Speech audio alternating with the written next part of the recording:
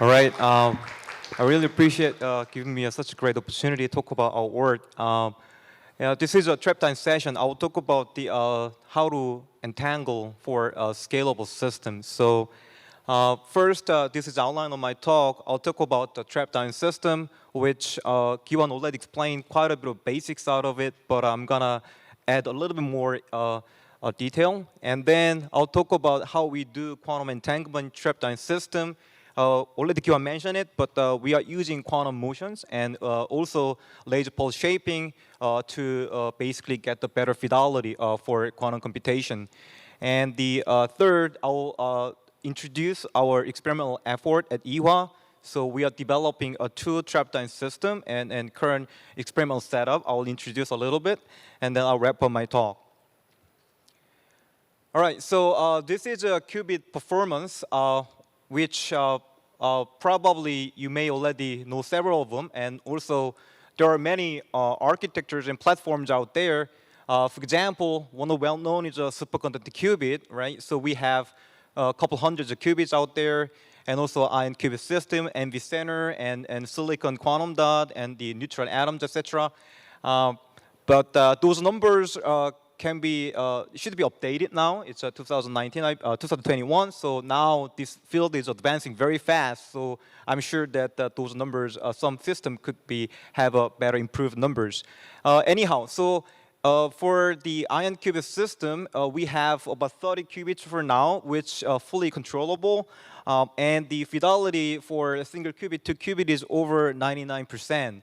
And the coherence time in Kiwan's group, they demonstrate over 500 seconds. And the quantum volume, which here refer to the qubit connectivity, so that is all-to-all, meaning that arbitrary pair of qubits can be entangled. So this is some benchmark of certain quantum algorithms out there. So we compare the IonQ Honeywell, which is a trapped ion system, and IBM is just superconducting qubit. I'm not showing this to one system better than the other. I'll just try to say that the qubit connectivity actually quite important for running certain quantum algorithm, even if we don't have enough number of qubits. Okay. So the ion trap, one of the strong advantages is connectivity. Okay. So trapped ion system, it looks quite complicated and difficult to understand, but I will just show one picture right there. That is the trapped ion quantum computer where, well, of course, actually experiment is not running like that way, but if you open the box, a computer box, there is the bits are connected to each other. It can be spring loaded, and then those individual, the bits can be controlled by the laser beam. So we can control our individual qubits and their motional states. Okay. So those are atoms, but we apply the laser beam to knock off one electrons, and each individual atom become ion, basically. And then we have separate species, ytterbium, barium, magnesium, cadmium, depends on the uses, what we focus on. And those qubits can be hyperfine, fine, or optical qubit, etc. But anyhow, so we have those the positive charges which are repelling each other due to the coulombic repulsion, and those are trapped in harmonic potential well. So then basically we have the qubits. Well, this case is the fine qubit. But anyhow, we are using hyperfine qubit. I'll explain later more detail. But anyhow, so those are the spring-loaded. We can think of it as a harmonic oscillator here. And then basically, you apply laser field so you can control their qubits, and also you can use for the quantum entanglement as well. So already Kiwan explained to us, but this is a typical trapped ion system. So we have, there's 4 electrodes right here. And then you can map onto we can apply the RF and DC voltage at the same time. So then we can basically have a set of points. Yeah, you're rotating the set of point very fast. Then effectively the ions can be trapped. The charged particle can be trapped at the center of this potential well. So this is how atom being trapped. And the up and down side, we have open. We have very weak DC voltage so that the atoms will pile up in linear chain style. That's how it works. And we utilize laser cooling to cool and let atom being stay in the space and steady. Okay. So the recent, there has been a lot of advance toward to making quantum computer out of a trapped ion system. So the IonQ is one of well-known company. So they demonstrated fully connected 32 qubit quantum computer. I call computer because it has a fidelity over 99%. So the superposition fidelity is over 99% for 97 qubits, and entanglement can be done over 98% for 11 qubit. But I just talked with Jung-san a couple days ago, and he mentioned that they above 99.5 for 20 of qubits. And Honeywell, they actually take a bit different approach, which they use an 8-qubit quantum computer, and here they mix different species, ytterbium and barium. Barium has a visible light frequency, so it may useful for telecommunication between individual ion string to one chamber to the other. So that is pretty interesting. And also, we just heard from Susan in the Sende National Lab, they have a Q-Scout so that we can actually ask them to solve a certain problems of quantumness, and then they can solve for us. Okay? And this thing is, I'd like to emphasize is that it's done the Maryland by Chris Monroe's group, but you can, the main limitation trapped on system is number of qubits, right? So to get the more number of qubits, you need better vacuum pressure. One way to do it is you cryopump it. So you get 10 to the minus 11, you cryopump further, so you can get down to 10 to the minus 13 or so. So then you can basically reduce the scattering rate from background gas collision. So we can extend to hundreds of qubits. And you see, it's surprising that we have about 0.5 millimeter lengths of atoms are packed together. So for the quantum entanglement, we in our lab we use ytterbium qubit, which are the two ground state. It's a two hyperfine ground state, which is separated by 12.6 gigahertz. It's a clock state, so it's an independent, first order independent with the external magnetic field fluctuation. And to control those qubits, we can use microwave. So we can just apply microwave directly to the system. But if we convert the wavelengths of this frequency to the wavelengths, it's order of centimeter. So the atoms, trapped atoms, are separated by a few microns apart. So then, the microwave will drive everything. So it's hard to do individual control. And of course, there's a way to do it. You can apply magnetic field gradient to individual address using microwave. But it's kind of hard to scale in a way. So instead of doing that, we use a pulse laser. Actually, this pulse laser arrived Ewha yesterday. I'm pretty excited about it. But anyhow, so we have 355 pulse laser. So that what we can do is we first apply the pulse laser to atom, and the electron will excite to virtual level. And we use the same laser. We just have different frequency comb apply, and then you can stimulus emit the electron back to its excited state. So basically, we can effectively drive 2-qubit, two-photon Raman process. So we just need one single pulse laser. We split it by 2, and we just offset by the AOM. And photon absorption emission difference when we match with hyperfine frequency that we can drive the qubit. Okay, so this is Rabi flopping. It's actually taken Chris Monroe's group back in February years ago. But anyhow, we can have a coherence time order of second quite easily. Already Giwan explained of a one-dimensional crystal. So I will probably it's very similar with what we mentioned already. But anyhow, we can do Rabi flop, flipping spin, a qubit back and forth. And then actually, as already Giwan mentioned, the atoms are trapped in linear chain, and basically we have several motions, like it's moving along the z direction, and also we have very strong confinement. As I mentioned, the saddle point rotation, so we have a y direction of motion, and also we have the x direction of motion. So if we apply the pulse laser beam to specific direction, we can only excite that specific mode. Okay? So we can basically drive those qubit transition. But how we entangle those qubits, right? So single qubit rotation, you just match the coherent sine wave to your qubit frequency. You can flip the qubit pretty readily. But how you entangle is quite different story. So one way to do it is it's developed by Momor Sorensen. So we apply blue and red sideband at the same time, meaning not only flipping your qubit, you add one motional energy, or you subtract one motional energy, you apply 2 beams at the same time to 2 atoms. So then what happened here is that you see there's one losing motional quanta, flip first qubit, and flip the second qubit with adding one motional quanta. So basically, if I do full time, you can do 0, 0 to 1, 1 at given n motional states. But if it's halfway, you can get entanglement. And then this is the advantage that this state, the gate is independent with actually the motional quanta. But matter of fact, experiment, that's not true. You have to somehow do further cooling to resolve the problem. But anyhow, so when you apply the blue and red side at the same time, we can get time involution, meaning your atom got heated by laser, so it will move at the phase space. You will have momentum and the displacement operator, it will move phase space. What we have to do is first term is represent basically the motional quanta with the qubit, and second term is a qubit-qubit interaction term. So what we like to do is we like to disentangle this motion with the qubit, so then we can get good fidelity.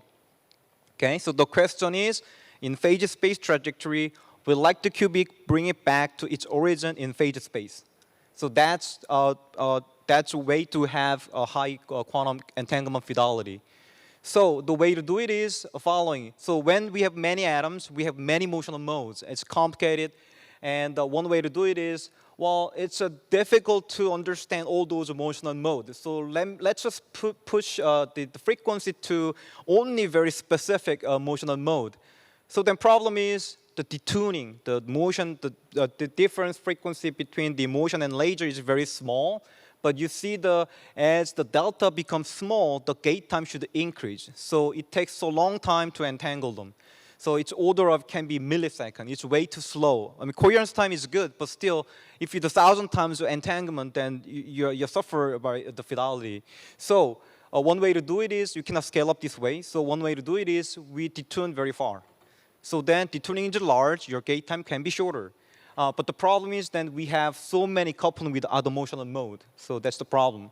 But that can be resolved by doing the laser pulse shaping. So this spin motion entangle term has the laser power term right here, this omega right here.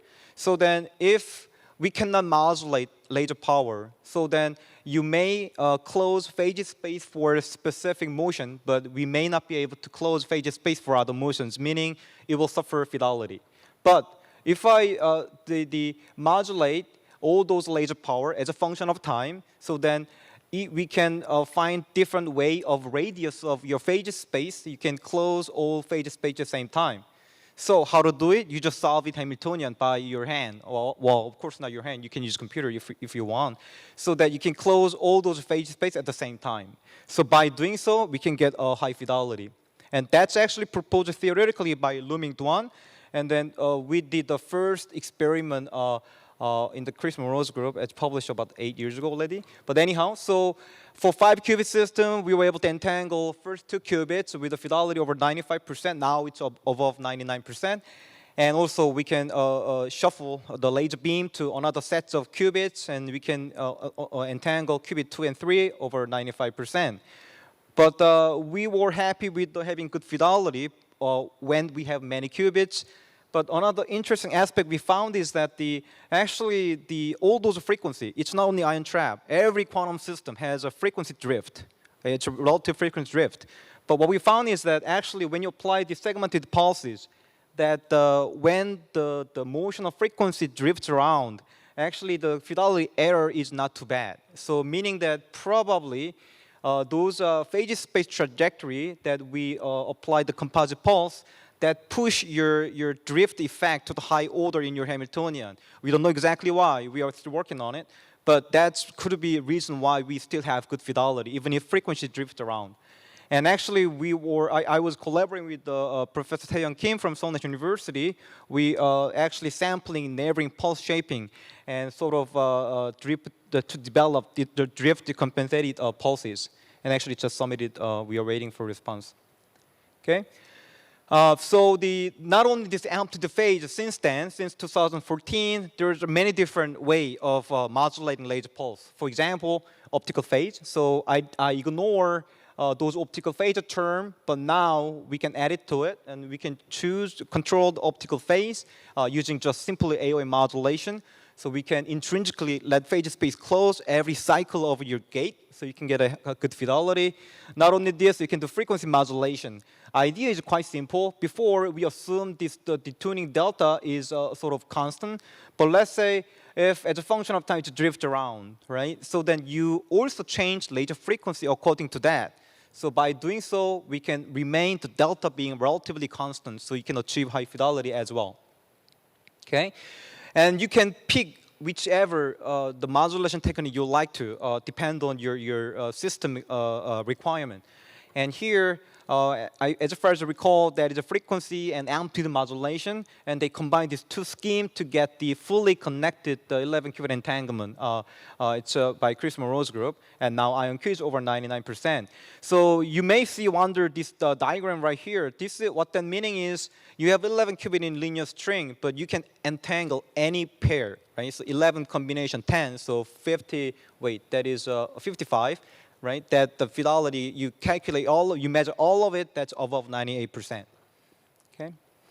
So not only this, you can do program with the shuttling technique. So we entangle them, discharge the particle. If you control DC voltage, you can shuttle the atoms around it. So you can entangle further, and you can actually stretch apart and address individual qubits, and you can bring it back again and perform the gates. So we were able to make a GHG state with those combination of single qubit and 2 qubit gates together. Okay, and then we can further do 4 and 5 atom entanglement, etc.